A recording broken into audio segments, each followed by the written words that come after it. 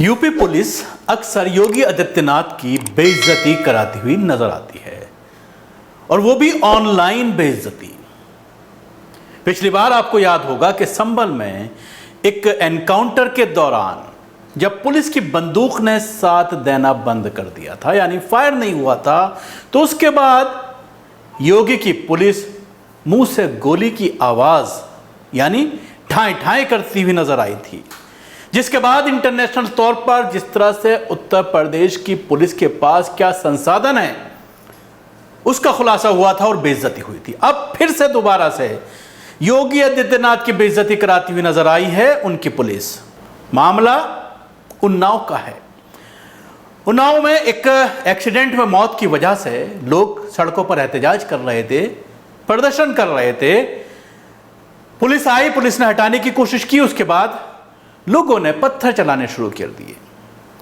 Police के पास helmet नहीं थे, जिसकी वजह से एक पुलिसकर्मी ने अपने सर पर प्लास्टिक का स्टूल रख लिया ताकि अगर पत्थर लगे तो उससे उसका बचाव हो पाए।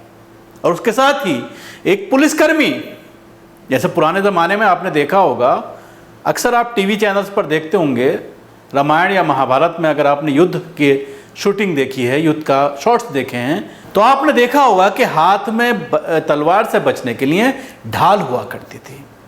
इसी तरह से उत्तर प्रदेश पुलिस पल्ला हाथ में लेकर के, जिसमें सब्जी और फल रखे जाते हैं, उस पल्ले को हाथ में लिए हुए है, बिल्कुल उसी अंदाज में कि जैसे किसी तलवार के वार से या डंडे के वार से बचने की कोशिश की जा रही हो। अब कुछ नई तस्वीरें उन्नाव से सामने आई हैं, जिसमें हाईटेक होते इस दौर में यूपी पुलिस के जवान स्टूल डलिया का इस्तेमाल कर भीड़ से निपटते दिख रहे हैं। उन्नाव में ऐसे वीडियो सामने आने के बाद डीजीपी नाराज बताए जा रहे हैं। दंगा विरोधी उपकरण होने के बावजूद स्टूल डलिया के इस तरह के इस्तेमाल की वजह से जब एक इंस्पेक्टर, चौकी इंचार्ज और 2 सिपाहियों को निलंबित कर दिया गया है, विपक्ष भी इस मुद्दे पर चुटकी लेने से नहीं चूक रहा है।